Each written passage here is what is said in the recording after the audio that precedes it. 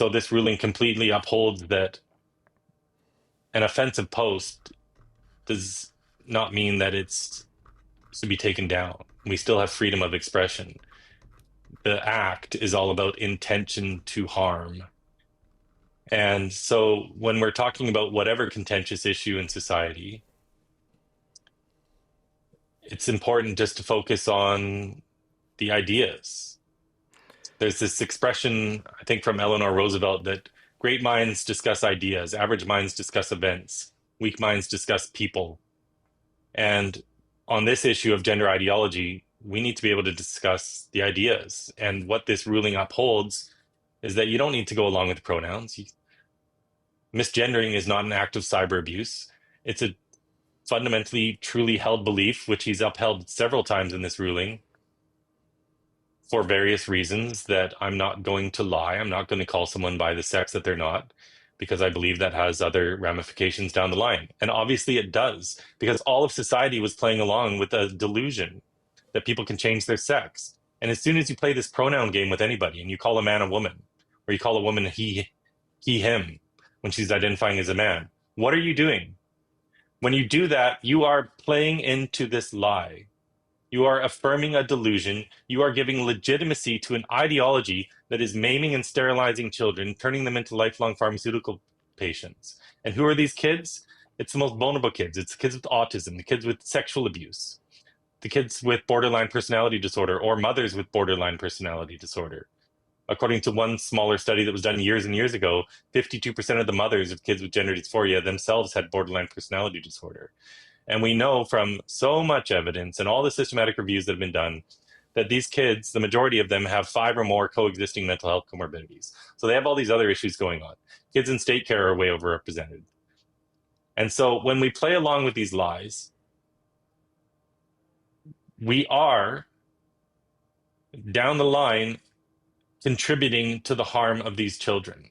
Because if we all just refuse to play along, this contagion dies. Humans are very susceptible to social contagions. And when something is popularized and everyone goes along with it, and now you have these struggling kids coming up who have eating disorders or whatever, they're not fitting in, they're awkward, they're autistic in most of these cases, actually, most. Well, this ideology comes along and says the reason for your discomfort is because you were born in the wrong body. What? That's so abusive. Born in the wrong body. We're telling a struggling child that they were born wrong and they need to be something they're not, that they need to change their body, they need to cut off their breasts, they need to stop puberty from happening in order to be happy. That's the so-called positive message that the left wants to send. That's not positive. This is evil. I noticed We're in actually a battle reading. of good versus evil. And if you play along with any of this, you're contributing to evil. So this has always been my position. I didn't even name Teddy Cook in the tweet. I said basically the insane are running the asylum. And as I testified during the hearing, when you look at the people writing policy for all of these kids and adults who are struggling with distress about their sex, they almost all these people themselves who are running these organizations are themselves trans-identified. They are themselves struggling with these issues. Obviously, they're biased. It's not science-led, it's ideology-led. The leader, the president of the World Professional Association for Transgender Health, is a man who says he's a woman. Teddy Cook is a woman who says she's a man. The lawyer representing the ACLU at the Supreme Court in December, when they were hearing oral arguments about the Tennessee ban of child transition, which thankfully we just won that case as well.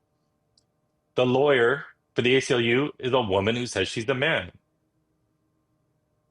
This psychologist at Kaiser Permanente who admitted they cut off the breast of a 12-year-old girl is a woman identifying as a man. Johanna Olsen Kennedy, who runs the biggest gender clinic in the USA at the Children's Hospital of Los Angeles, which has just been shut down because Trump pulled federal funding from the hospital if they didn't.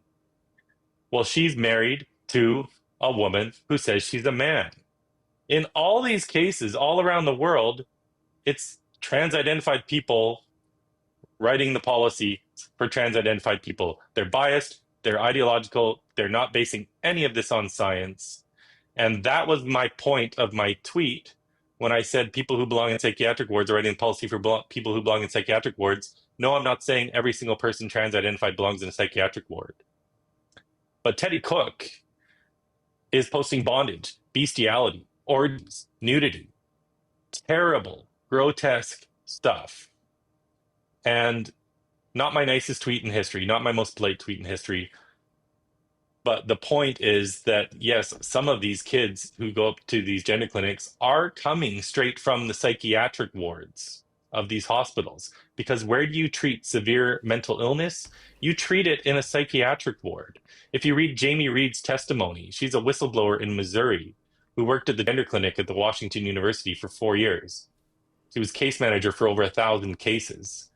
There were kids coming directly from the psychiatric ward, and in their first meeting at the gender clinic, they would give these kids puberty blockers.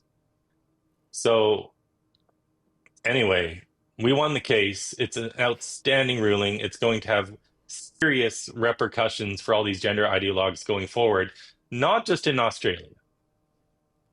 This act, the E-Safety Act, is very similar to the Digital Services Act in Europe, where if I write a post about some European, that the person who is running this in Europe can order the social media companies to take down my post so that 450 million Europeans can't see it, even though I'm in Canada. It's the same thing with this E-Safety Act. I wrote my post in Canada, and an Australian woman, no, she's not Australian, she's an American woman in Australia, she's an Australian bureaucrat, ordered my post taken down. Even though I'm in Canada, they want to censor the entire world. So I wanted to ask you, you about that also, because it's geo-blocked, and while we were reading it, I was clicking through to each link, and it was blocked. We could see there's a message still there from X saying this is blocked based on legal whatever. This is the post. I only realized that it was attached to the ruling at the bottom, and I do believe now. So firstly, are they going to geo-block it now? Oh, I'm sure they will. Can you let us know? So we would love to have the chance now to share it in Australia, because I think that I think in addition, because besides for being just petty, I think what's important here is to send a message to the E-Safety Commissioner that, you know, she's walking around saying she's taking on these cases to test the powers. Well, we want to send a message back going, You've been abusing your powers, trying to abuse your powers. Some people have pushed back, thanks to Billboard Chris and X, that have taken you on and will go all the way if they have to.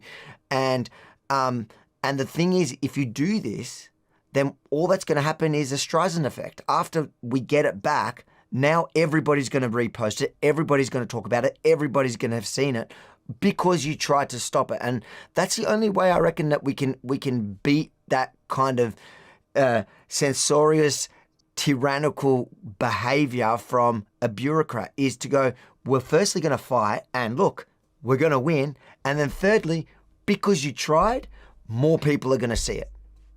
That's right. Yeah, absolutely. We'll do that. So I was going to say, you know, Canada is looking at putting a similar law into place. All these people hang out together. They all go to the same conferences. You and I, we hung out in Davos on the street at the World Economic Forum, where people won't believe it, but over a whole week, I had like 5 people disagree with me, and that was it. It was almost overwhelming. It was overwhelming support, because these are a bunch of 40-something business people who are just trying to do business by taking advantage of government largesse. It's crony capitalism. But these are all adults with kids. And like anywhere in the world, except Brussels and maybe Melbourne, I had massive, overwhelming support, even in Davos. But all these bureaucrats hang out together, and they all push these same bills. The same activists all around the world help them write these bills, so they want to write the same bill in Canada. They know that when this gets challenged, that they're going to lose, because we do have freedom of expression, and we do have a Charter of Rights and Freedoms in Canada, which would be built into this bill. If you look at the previous bills they tabled that never got passed, it is built into the bill. And this shows all these bureaucrats that people are pushing back now. And I hope this inspires other people to push back. You just have to be a little bit smart and respectful with your message. Don't be too crazy. Talk about the ideologies, expose it, and we don't have any of the billions of dollars that they have on the left. This lawsuit that we just won, we did this on a shoestring budget. I have no money. I never have any money. We did this, the lawyers basically acted pro bono. They did it as cheaply as we could. And we went up against a government with unlimited funds.